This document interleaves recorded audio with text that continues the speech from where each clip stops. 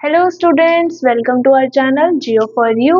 तो last video में हमने इंट्रोडक्शन पार्ट कंप्लीट कर लिया था और आज हम शुरू कर रहे हैं nutrition. Nutrition is our first topic of this chapter. अभी तक हमने सिर्फ इंट्रोडक्शन ही कवर किया है। आज हम न्यूट्रिशन के ये सब टॉपिक्स भी कवर कर लेंगे। होपफुली ये चारों हम एक ही वीडियो में कवर कर देंगे। अगर नहीं होता है तो एक वीडियो और बन जाएगी, लेकिन वी विल ट्राई कि हम इसको चारों को इसी वीडियो में कवर कर दें। तो इसके सब टॉपिक्स हैं आपके autotrophic nutrition, heterotrophic nutrition, autotrophic nutrition, heterotrophic nutrition, how do organism obtain their nutrition, nutrition in human beings. ये चार टॉपिक हैं। तो बेसिकली व्हाट इज न्यूट्रिशन? जैसे मैंने आपको फर्स्ट लेक्चर में बताया था कि न्यूट्रिशन का बेसिक मतलब है फूड का इनटेक करना, बॉडी को न्यूट्रिएंट्स प्रोवाइड करना या बॉडी को न्यूट्रिशन प्रोवाइड करना as a form of food, food का इनटेक करना। आपको पता है कि आप कोई भी काम कर रहे हो तो उसके लिए आपको क्या चाहिए? एनर्जी चाहिए। और अगर आप काम नहीं भी कर रहे हो तो भी आपको एनर्जी चाहिए ताकि आपकी बॉडी के जो फंक्शंस हैं that were keep in order में रहे, है ना। तो इस एनर्जी को लेने के लिए हम एक एक्सटर्नल सब्सटेंस लेते हैं जिसको हम फूड बोलते हैं, जो हमारी बॉडी में क्या प्रोवाइड कराता है? एनर्जी प्रोवाइड कराता है। हमारी बॉडी हो चाहे एनिमल्स की बॉडी हो या प्लांट्स की बॉडी हो, सब में क्या प्रोवाइड कराता है? एनर्जी प्रोवाइड कराता है। तो basically food is our energy source. अब ये जो फूड है ये हम ह्यूमन बींग्स या लिविंग बींग्स या एनिमल्स, प्लांट्स कैसे लेते हैं? ऑफ कोर्स कोई ना कोई प्रोसेस होगा लेने का। अब जब हम इसको चीज को ले रहे हैं, अगर मैं आपको बोलूं कि कोई पत्ता पड़ा है या कोई कोई स्टिक पड़ी है या पेड़ की कोई भी चीज है, या मैं डायरेक्ट सब्जी लाई और मैं आपको बोल रही हूँ कि इसको खा लो, तो आप नहीं खा पाओगे ना। आप उसको क्या करोगे? पहले पकाओगे, देन उसको खाओगे जब वो पक जाएगा।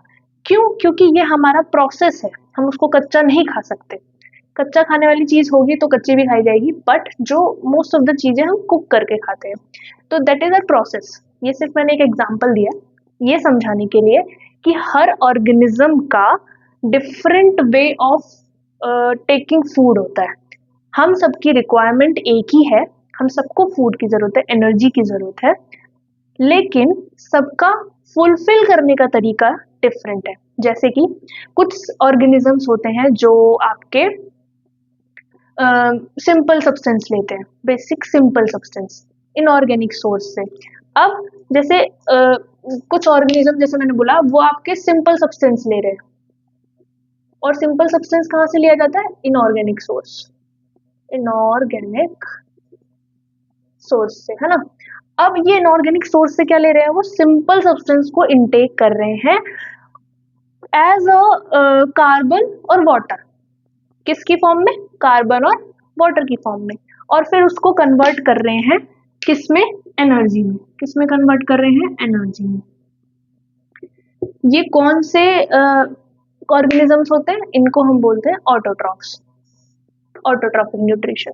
इसके अंदर आते हैं हमारे ऑटोट्रॉफ्स, और ऑटोट्रॉफ्स के अंदर आते हैं आपके ग्रीन प्लांट्स, और साथ में कुछ बैक्टीरिया भी होते हैं जो सिंपल सब्सटेंस ही लेते हैं। इनको कोई ट्रांसफॉर्मेशन करने की जरूरत नहीं होती, डायरेक्ट सिंपल सब्सटेंस इनटेक करते हैं और उसको डायरेक्ट एनर्जी में कन्वर्ट करते हैं। लेकिन कुछ ऑर्गेनिजम्स ऐसे होते हैं, जैसे कि एनिमल्स हो गए या फंजाई हो गया, ये क्या करता है? ये आपका कॉम्प्लेक्स सब्सटेंस इनटेक करता है। क्या करता है? कॉम्प्लेक्स सब्सटेंस इनटेक करता है, फिर उसको ब्रेक डाउन करता है, और ब्रेक डाउन करने के बाद उससे एनर्जी लेता है। मतलब पहले कॉम्प्लेक्स को सिंपल में कन्वर्ट करता है ब्रेक डाउन करके, उसके बाद उससे एनर्जी गेन करता है। तो इसका प्रोसेस डिफरेंट, ऑटोट्रॉफ्स का प्रोसेस डिफरेंट। अब ये कौन से होते हैं? ये होते हैं हेटेरोट्रॉफ्स। एनिमल और फंजाई आर हेटेरोट्रॉफ्स बिकॉज ये क्या कर रहे हैं? कॉम्प्लेक्स सब्सटेंस को सिंपल सब्सटेंस में चेंज कर रहे हैं। अब इस सिंपल सब्सटेंस में चेंज किया, फिर इससे एनर्जी गेन करी। तो जो जो कन्वर्ट करने का जो प्रोसेस है, जो कन्वर्ट किया, इसके लिए बॉडी को चाहिए होते हैं कुछ एंजाइम्स, उनको हम बोलते हैं बायोकैटलिस्ट। बायोकैटलिस्ट इसलिए बोलते हैं क्योंकि आपके प्रोसेस में ये रिएक्शंस में कैटलिस्ट का काम करते हैं, बढ़ा देते हैं या हेल्प करते हैं कन्वर्जन में। तो वो एंजाइम्स है, बहुत सारे एंजाइम्स होते हैं जो हमारी बॉडी में जरूरत होती है। तो अब क्या है? सिंपल सब्सटेंस वाला बता दिया, कॉम्प्लेक्स सब्सटेंस बता दिया, ये हो गया आपके ऑटोट्रॉफ्स। ये जो कॉम्प्लेक्स सब्सटेंस वाले वो हो गए हेटेरोट्रॉफ्स। और हेटेरोट्रॉफ्स जो होते हैं डायरेक्टली हो चाहे इनडायरेक्टली हो, कहीं ना कहीं आपके ऑटोट्रॉफ्स पे डिपेंड होते हैं। ठीक है, तो थोड़ा सा इसके बारे में डिस्कस कर लेते हैं कि what is your autotrophic nutrition. अभी इसका मैं थोड़ा सा लिखवा भी दूंगी, पहले ऐसे ही डिस्कस कर लेते हैं। ये तो था मेरा इंट्रोडक्शन, मैंने आपको बता दिया कैसे हमारा ऑर्गेनिज्म जो है डिफरेंट तरीके से फूड इनटेक करते हैं। अब ऑटोट्रॉफिक न्यूट्रिशन क्या है? ऑटोट्रॉफिक न्यूट्रिशन जैसे मैंने अभी आपको बताया ऑटोट्रॉफ्स। ऑटोट्रॉफिक न्यूट्रिशन में क्या होता है, कार्बन और वाटर को इनटेक होता है एक प्रोसेस से, जिस प्रोसेस को बोलते हैं फोटोसिंथेसिस। अब ये फोटोसिंथेसिस है क्या? इसके अंदर इसे रब कर देते हैं। ऑटोट्रॉफिक न्यूट्रिशन के अंदर एक प्रोसेस आ जाता है फोटोसिंथेसिस। ये प्रोसेस क्या है? ये प्रोसेस है, ये क्या करेगा, CO2 और वाटर लेगा। ये क्या करेगा, CO2 और वाटर लेगा एनवायरनमेंट से और फिर इसको कन्वर्ट करेगा एनर्जी में। सॉरी, एनर्जी में तो कन्वर्ट करेगा, लेकिन उससे पहले ये कन्वर्ट करेगा कार्बोहाइड्रेट में। लेकिन कार्बोहाइड्रेट में कन्वर्ट करने के लिए किस चीज की जरूरत है? सनलाइट की और क्लोरोफिल की।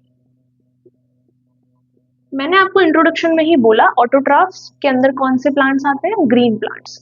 तो ग्रीन प्लांट्स क्यों बोला? क्योंकि क्लोरोफिल जो है वो एक इम्पॉर्टेंट चीज है इस प्रोसेस में होने के लिए, मतलब इस प्रोसेस को होने के लिए क्लोरोफिल भी एक इम्पॉर्टेंट चीज है।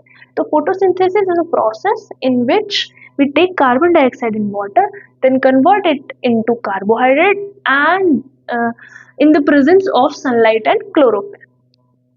ये वो प्रोसेस है जिससे प्लांट्स जो है अपना खाना खुद बनाते हैं। बेसिकली अगर सरल भाषा में बोलूं तो वो अपना खाना खुद से बना रहे हैं फ्रॉम एनवायरनमेंट से कार्बन डाइऑक्साइड और वाटर को लेकर।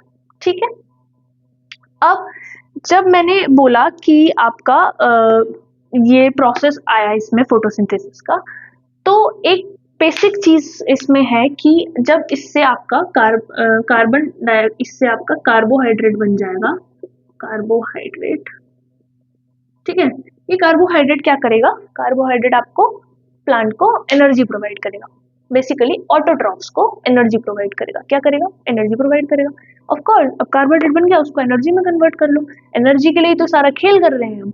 ठीक है, अब एनर्जी मिल गई, लेकिन जो कार्बोहाइड्रेट इमीडिएटली उसी टाइम यूज नहीं हो रहे हैं उसको क्या कर लेते हैं, ऑटोट्रॉफ्स स्टोर कर लेते हैं। और स्टोर किस फॉर्म में करते हैं? स्टार्च की फॉर्म में। किस फॉर्म में करते हैं? स्टार्च की फॉर्म में।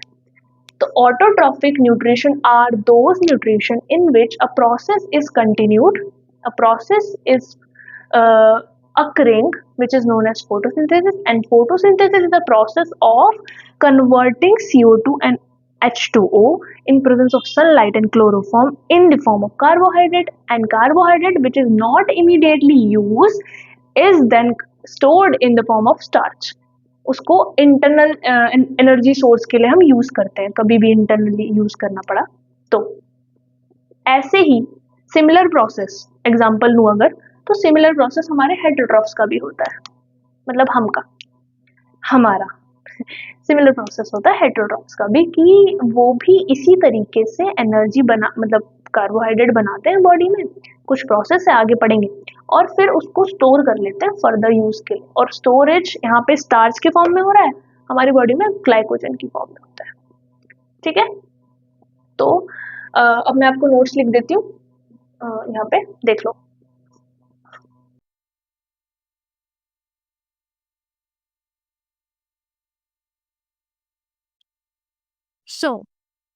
ये जो मैंने अभी आपको पढ़ाया उसका मैंने प्रॉपर लिख दिया है, तो एक बार रीड कर लेते हैं।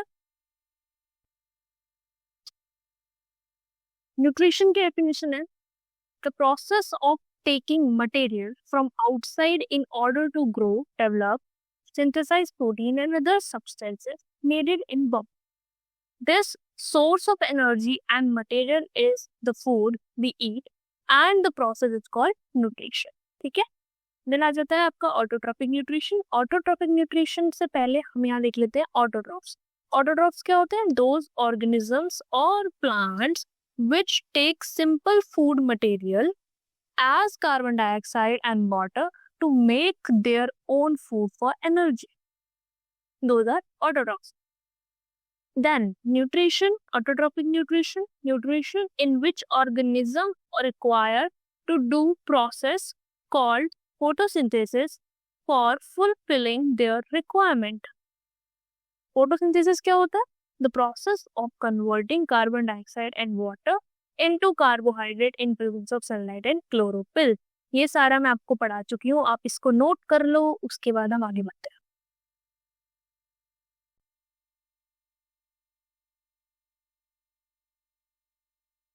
तो इसके बाद मैंने कुछ और पॉइंट्स लिख दिए हैं यहाँ पे, जो आपको अभी अभी हमने कुछ दिन पहले क्या क्या पढ़ा था। हमने पढ़ा कि ऑटोट्रोपिक न्यूट्रिशन क्या होता है। हमने पढ़ा कि ऑटोट्रोपिक न्यूट्रिशन में एक प्रोसेस होता है photosynthesis. What is the process?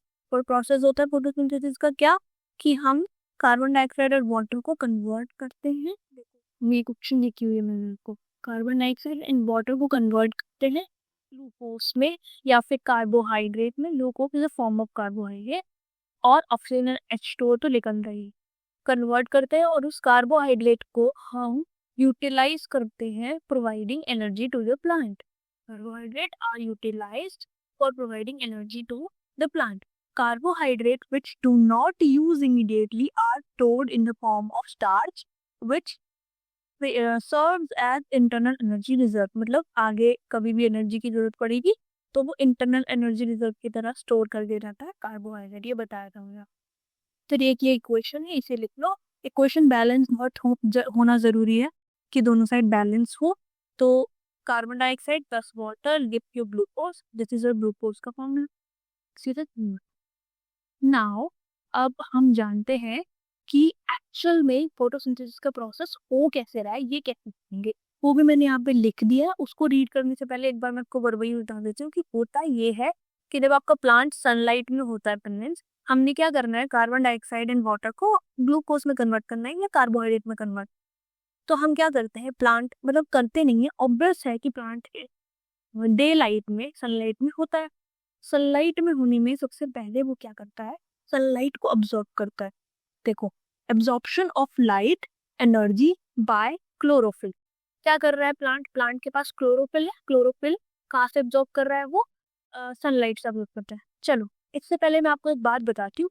जब आप माइक्रोस्कोप में लीफ देखो, जो मैं ये आपको बता रही हूँ ये आपकी एनसीईआरटी में लिखा हुआ है और आपको मैंने नोट भी ऑलमोस्ट एनसीईआरटी से ही दिए हैं क्योंकि दैट इज बेस्ट, ठीक है। तो ऐसा आपके एनसीईआरटी में लिखा हुआ है, आप जब रीड करोगे, जब आप माइक्रोस्कोप के अंदर लीफ का कोई एक पार्ट देखते हो, एक फ्लोएम जाइलम वाला पार्ट देखते हो, तो आप क्या देखते हो, there are some cells. Cells दिखते हैं अलग अलग और उस सेल्स में से ग्रीन कलर के ऐसे वेसिकल्स के दिखते हैं। तो वो वेसिकल्स क्या होते हैं, that are cell organelles. Those are cell organelles. और उसके अंदर ग्रीन ग्रीन पार्ट क्या होता है, क्लोरोफिल, ठीक है। उस सेल ऑर्गेनल को क्या कहते हैं, क्लोरोप्लास्ट। और क्लोरोप्लास्ट क्या कंटेन करता है, क्लोरोफिल। ये पॉइंट भी आप लिख सकते हो, ऐड कर सकते हो, मतलब एक डेफिनेशन के साथ ऐड कर सकते हो। अब देखो हुआ क्या कि प्लांट ने एब्जॉर्ब करा लाइट एनर्जी बाय क्लोरोफिल। उस क्लोरोफिल की मदद से क्या करा प्लांट ने, लाइट एनर्जी को एब्जॉर्ब करा। अब जैसे ही उसने लाइट एनर्जी एब्जॉर्ब करा तो आपकी लाइट एनर्जी काम नहीं करेगी आगे, तो लाइट एनर्जी किसमें कन्वर्ट होगी, अंदर केमिकल एनर्जी। देन जैसे ही केमिकल एनर्जी कन्वर्ट होती है, देन आपका वाटर जो है वो ब्रेक डाउन हो जाता है हाइड्रोजन और वाटर, हाइड्रोजन और oxygen. Conversion of light energy to chemical energy, conversion of light energy to chemical energy, splitting of water into hydrogen and oxygen, ठीक है। तो पहले क्या किया, लाइट एब्जॉर्ब करी क्लोरोफिल की मदद से, फिर लाइट एनर्जी को केमिकल एनर्जी में कन्वर्ट किया, स्प्लिट किया वाटर को हाइड्रोजन ऑक्सीजन। अब लास्ट क्या बचा, कार्बोहाइड्रेट। तो कार्बोहाइड्रेट का रिडक्शन किया हमने, क्या करा, रिडक्शन किया कार्बन डाइऑक्साइड का रिडक्शन किया कार्बोहाइड्रेट में। बचा क्या था आपके पास, कार्बन डाइऑक्साइड। तो कार्बन डाइऑक्साइड का रिडक्शन किया आपने कार्बोहाइड्रेट में, ठीक है। तो ये जो तीन इवेंट्स हैं दीज आर कंपल्सरी, फोटोसिंथेसिस के प्रोसेस में ये बहुत जरूरी है। अब एक नोट लिख दिया है मैंने, ये भी आपके एनसीईआरटी में है। बेसिकली होता क्या है कि जो डेजर्ट में प्लांट होते हैं, दोस प्लांट क्या करते हैं, रात के टाइम पे अपना कार्बोहाइड्रेट को अब्सॉर्ब करते हैं। क्या करते हैं, सॉरी, कार्बन डाइऑक्साइड। रात के टाइम पे कार्बन डाइऑक्साइड को अब्सॉर्ब करते हैं, दिन के समय में नहीं करते, रात के समय में कार्बन डाइऑक्साइड अब्सॉर्ब करते हैं, उसका एक इंटरमीडिएट बना के रख लेते हैं। रिएक्शन में एक इंटरमीडिएट होता है, केमिकल केमिस्ट्री में पढ़ेंगे, एक इंटरमीडिएट होता है, मतलब प्रोडक्ट और रिएक्टेंट के बीच का पार्ट एक इंटरमीडिएट, कि वो पूरी तरीके से प्रोडक्ट भी नहीं है, पूरी तरीके से रिएक्टेंट भी नहीं, दैट इंटरमीडिएट बना के रख लेते हैं। और जैसे ही वो इंटरमीडिएट आपका दिन की लाइट में आता है, मतलब सुबह हो जाती है, डे लाइट के टाइम पे, सनलाइट के टाइम पे, वो इंटरमीडिएट क्या करता है, उस इंटरमीडिएट जो है वो कन्वर्ट हो जाता है आपका कार्बोहाइड्रेट में। देखो, desert plant takes up carbon dioxide at night and prepare and the intermediate and prepare the, sorry यहाँ पे गलत लिख दिया थोड़ा सा, prepare the intermediate which is acted upon by the energy absorption by chlorophyll during day। तो दिन के समय में वो एनर्जी एब्जॉर्ब करेगा, मतलब लाइट एब्जॉर्ब करेगा, लाइट एनर्जी वो उस पे एक्ट करेगी, रात वाले कार्बन डाइऑक्साइड पे दिन में एक्ट करेगी। तो वो ऐसे काम करता है डेजर्ट प्लांट। डेजर्ट प्लांट का ये पोर्शन है।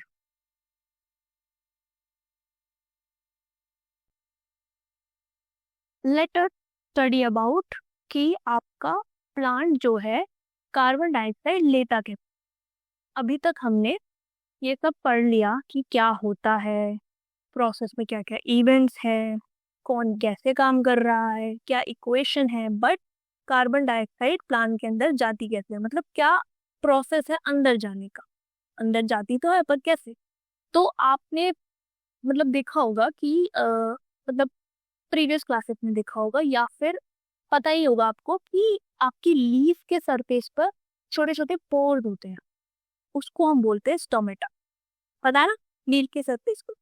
1 मिनट में इसे आपको इसको क्या कहते हैं, स्क्रीनशॉट लेना है, ले लो फटाफट से। उसके बाद मैं इस साइड को रब कर दूं। तो अब हमने बोला कि आपके जो कार्बन डाइऑक्साइड है प्लांट के अंदर वो कैसे जाती है। एक प्रोसेस है, छोटे छोटे पोर्स होते हैं हमारे लीफ के सरफेस सरफेस पर, जिसको हम बोलते हैं स्टोमेटा। देखो, स्टोमेटा बनाने, टोमेटा, टोमेटा। तो स्टोमेटा कैसा दिखता है, वो थोड़ा थोड़ा इस तरीके का दिखता है कुछ। अब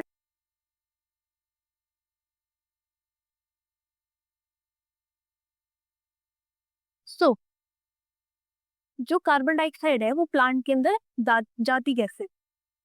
तो हमारे लीफ पर कुछ छोटे छोटे पोर्स होते हैं, टेनी पोर्स होते हैं, जो हम बोलते हैं टोमेटा, जिसको हम बोलते हैं टोमेटा। अब स्टोमेटा दिखते कैसे हैं, देखो स्टोमेटा दिखते कैसे हैं।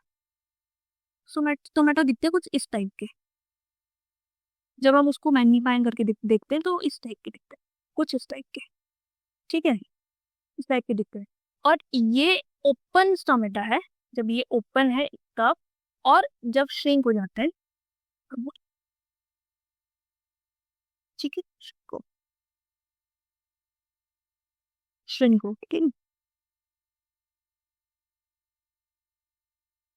ठीक है।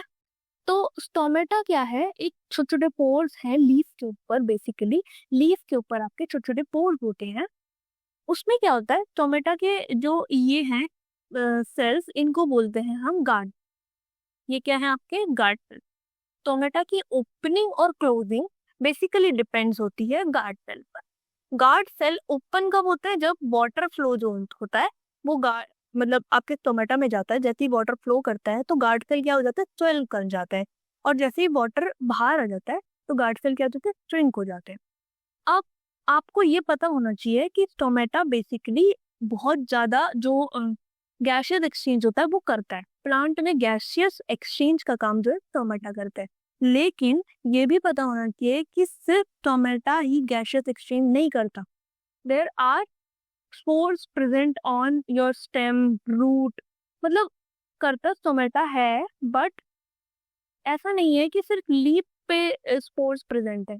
स्पोर्स आपके जो पोर्स हैं आपके, पोर्स नहीं, पोर्स हैं आपके, वो रूट पर भी प्रेजेंट होते हैं, स्टेम पर भी प्रेजेंट होते हैं, वहां से भी काफी गैसेस एक्सचेंज जो है वो होता है।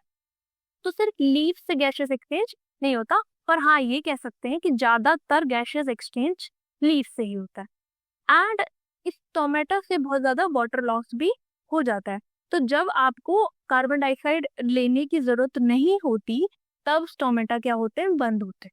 प्लांट जो होता है, जब उसको कार्बन डाइऑक्साइड की जरूरत नहीं होती, उसको लेने की जरूरत नहीं होती, तो उस टोमेटो को क्लोज रखता है ताकि वाटर लॉस कम हो। वाटर लॉस का एक प्रोसेस होता है ट्रांसपिरेशन, शायद हम आगे पढ़ेंगे, ठीक है।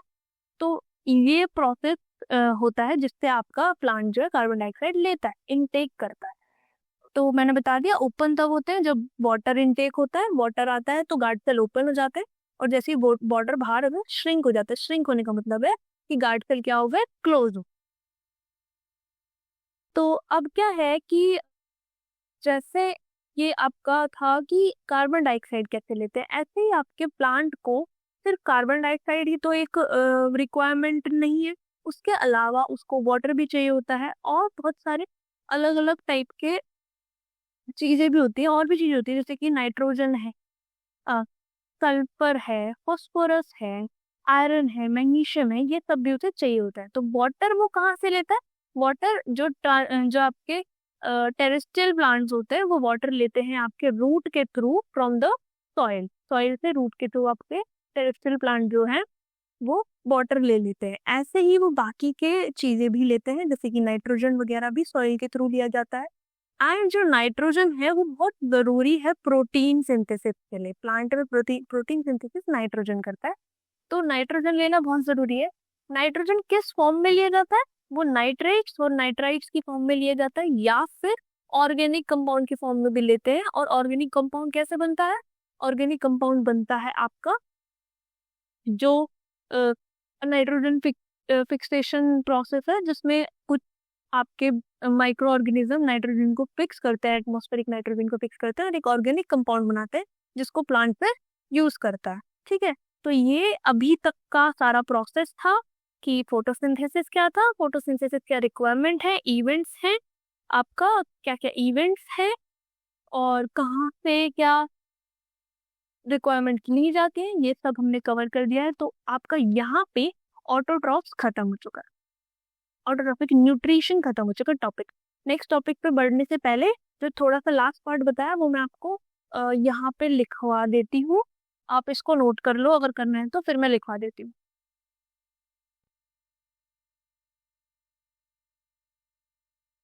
ओके, तो मैंने लास्ट के पॉइंट्स में लिख दिए, इसको भी आप लोग नोट कर लो, एक बार रीड कर लेते हैं। Carbon dioxide is taken into plant from टिनी pores present on leaves, यहाँ पे आएगा ऑन करेक्ट कर देना, present on leaves surface called stomata. Stomata cause water loss as well, so it remain closed then it does not require. Water is taken from soil through root in terrestrial plants. Other material like nitrogen, magnesium, iron, etc. is also taken from soil. Nitrogen is taken in the form of nitrates and nitrites or in the form of organic compound which have been prepared by bacteria from atmospheric nitrogen. फटाफट से note कर लो, अगले पे चलते हैं।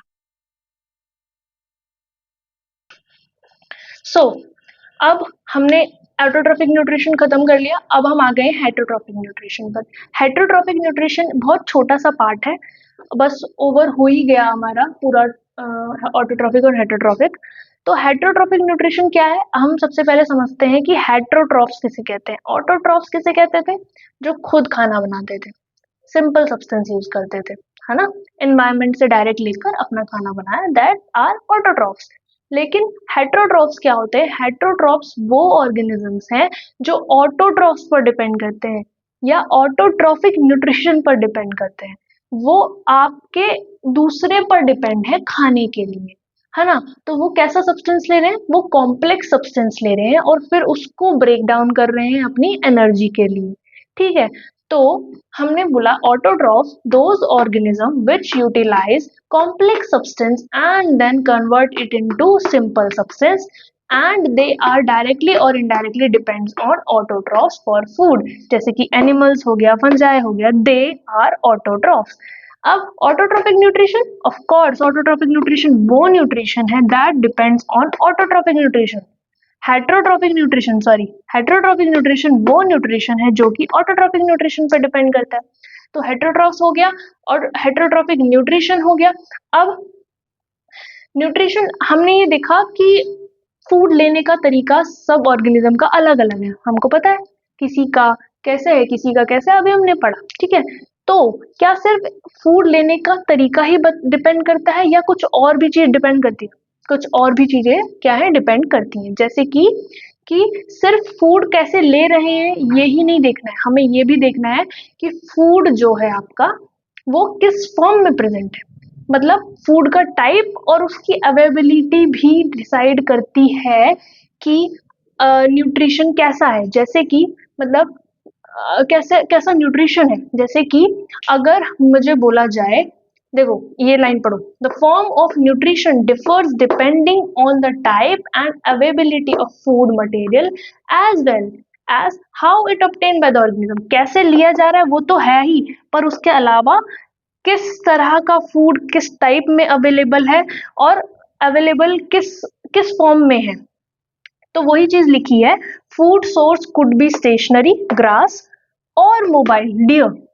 मतलब किसी के लिए फूड सोर्स मोबाइल हो सकता है, हिलता डुलता भागता हुआ, और किसी के लिए फूड सोर्स स्टेशनरी भी हो सकता है. जैसे कि ग्रास किसके लिए होती है? काउस के लिए. तो काउ के लिए क्या है, उसको कुछ नहीं करना है, एक जगह ग्रास पड़ी है बस वहीं खड़े खड़े खानी है, कहीं भागी नहीं जा रही. लेकिन लायंस के लिए जो डियर होता है वो जैसे ही लायन को देखता है वो भागने लग जाता है. तो क्या डिपेंड करता है, लायन की स्ट्रेटजी और काऊ की स्ट्रेटजी दोनों बहुत डिफरेंट है. काऊ की घास जो है वो कहीं भाग नहीं रही है, लेकिन लायन का जो डियर है वो भाग रहा है. तो लायन को भी उसके पीछे भागना पड़ेगा अपना फूड सोर्स इनटेक करने के लिए. ठीक है, तो ये थी स्ट्रेटजी. तो सबकी अलग अलग स्ट्रेटजी भी है फूड इनटेक करने की according to the food type और अवेलेबिलिटी के हिसाब से. ठीक है, इसके अलावा हमारा जो सिस्टम है वो भी उसी के अकॉर्डिंग डिजाइन होता है. जैसे कि बॉडी डिजाइन भी वैसा ही होगा जैसा फूड हम लेंगे. जो कार्निवोरस एनिमल्स होते हैं, जो मीट वगैरह खाते हैं, जो फ्लैशी एनिमल्स खाते हैं, उनका बॉडी डिजाइन वैसा ही होता है ताकि वो वैसा खाना डाइजेस्ट कर सकें. और काऊ अगर आपका फ्लैशी मटेरियल खा लेगी या मीट खा लेगी तो वो डाइजेस्ट नहीं कर पाएगी क्योंकि उसकी बॉडी ग्रास खाने के लिए बनी है या ग्रीन चीजें खाने के लिए बनी है. ठीक है, तो बॉडी डिजाइन भी हमारा अकॉर्डिंग टू उसके ही होता है. तो ये था हेट्रोट्रॉपिक न्यूट्रिशन में. हम ये सब क्यों बोल रहे हैं, क्योंकि हेट्रोट्रॉपिक न्यूट्रिशन में ही हेट्रोट्रॉफ्स आते हैं और हेट्रोट्रॉफ ही कॉम्प्लेक्स सब्सटेंस खाते हैं.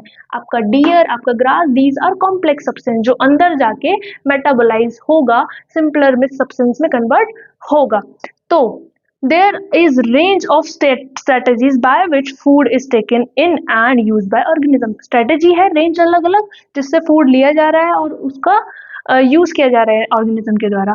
कुछ ऑर्गेनिज्म जो है खाने को बाहर ही ब्रेक डाउन कर लेते हैं फिर बॉडी के अंदर इनटेक करते हैं. जैसे कि फंजाई, ब्रेड मोल्ड्स होते हैं, यीस्ट होते हैं, मशरूम होते हैं, ये क्या करते हैं, पहले खाने को डिग्रेड करते हैं, ब्रेक डाउन करते हैं, देन उसको इनटेक करते हैं, तब उसको खाते हैं. लेकिन कुछ अदर एनिमल्स होते हैं जो कि सॉरी ये वाली लाइन नहीं, कहाँ गई, हाँ, some take in material then break it down inside the body. और कुछ क्या करते हैं, पहले ले लेते हैं फिर अंदर ब्रेक डाउन करते हैं. जैसे कि हम लोग या एनिमल्स या लायन या काउ, ये सब क्या करती है, पहले खाना लेती हैं देन उसको ब्रेक डाउन करती है. कुछ ऑर्गेनिज्म ऐसे भी होते हैं जो एनिमल और प्लांट को मारे बिना उनसे न्यूट्रिशन लेते हैं. उनको बोलते हैं पैरासाइट्स. चिपक जाते हैं जो, एक प्लांट दूसरे प्लांट पे चिपक गया या एक एनिमल या ऑर्गेनिज्म, छोटा कोई ऑर्गेनिज्म प्लांट के ऊपर बिल्कुल ऐसे चिपक गया जिसको हम बोलते हैं पैरासाइटिक न्यूट्रिशन. आपने देखा होगा कि कभी कभार बेल जो होती है वो ऐसे प्लांट के ऊपर ऐसे चढ़ी जाती है, येलो कलर की होती है और ग्रीन प्लांट्स के ऊपर चढ़ती है. उसके पास क्लोरोफिल नहीं होता है, वो खुद नहीं बना सकती अपना खाना, तो वो क्या करती है, उस प्लांट से लेती है. तो इसीलिए उनको क्या बोलते हैं, पैरासाइट बोलते हैं. होस्ट होता है वो प्लांट जिसमें से न्यूट्रिशन लिया जाता है, तो वो किल नहीं कर रहे हैं उनको, और ना ही आप उनको डायरेक्टली इनटेक कर रहे हो, आप उनसे बस उनका न्यूट्रिशन शेयर कर रहे हो, ठीक है। तो उनको बोलते हैं पैरासाइटिक न्यूट्रिटिव स्ट्रेटेजी। उनकी स्ट्रेटेजी अलग है, वो ऐसी स्ट्रेटेजी अपना रहे हैं जिसमें वो बस उनसे खाना शेयर कर रहे हैं। तो वो कुछ एग्जांपल है, जैसे कसकटा करता है, टिक्स हो गए, लीश हो गए, लीचेस हो गए, टेप बोम हो गए, ये सब क्या करते हैं, पैरासाइटिक न्यूट्रिटिव स्ट्रेटेजी अपनाते हैं, जिसमें वो एनिमल और प्लांट के ऊपर हो जाते हैं और उनका न्यूट्रिशन शेयर करते हैं। तो हमने हेटरोट्रॉफिक न्यूट्रिशन क्या है, खत्म कर लिया। ऑटोट्रॉफिक न्यूट्रिशन हमने खत्म कर लिया। अब हमारे दो टॉपिक बचे हैं लास्ट वाले, एक ह्यूमन बीइंग वाला है और एक और टॉपिक है, एक मिनट देख के बताती हूँ। एक और टॉपिक है, हाँ, how do organism obtain their nutrition, मतलब वो कैसे ऑब्टेन करते हैं न्यूट्रिशन। इसी के आगे थोड़ा बहुत फर्दर उसको एक्सप्लेन करेंगे। तो वीडियो ज़्यादा लंबी हो जाएगी, तो हम इन दो टॉपिक को अगली वाली वीडियो में मतलब पार्ट में देखेंगे। और अगर आपको वीडियो अच्छी लगी हो, समझ आई हो, तो आप इसको लाइक करो और अपने फ्रेंड्स के साथ शेयर करो। सब्सक्राइब अभी तक नहीं किया है तो प्लीज़ सब्सक्राइब कर लो, बेल आइकन दबा दो, नेक्स्ट पार्ट आते ही आपके पास नोटिफिकेशन आ जाएगा। एंड मिलते हैं फिर नेक्स्ट वीडियो में, तब तक के लिए bye bye, take care, thank you so much.